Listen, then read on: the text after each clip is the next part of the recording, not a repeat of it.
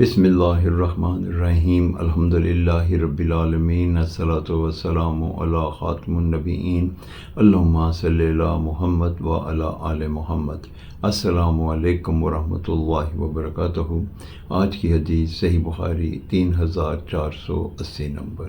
نبی کریم صلی اللہ علیہ وآلہ وسلم نے ارشاد فرمایا، ایک بندہ تھا جو لوگوں کو ادار دیا کرتا تھا۔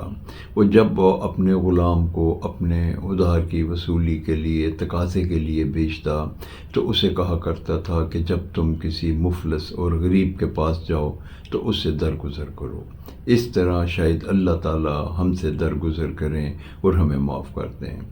اس بیان کرنے کے بعد نبی پاک صلی اللہ علیہ وسلم نے فرمایا کہ وہ بندہ جب مرنے کے بعد اللہ تعالیٰ کے حضور پیش ہوا تو اللہ تعالیٰ نے اسے معاف کر دیا۔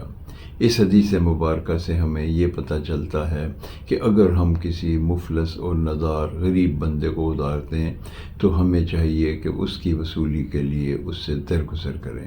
اللہ رب العزت اس طرح ہمارے گناہوں کو معاف کر دیں گے اور یہ ہماری بخشش کا باعث ہوگا۔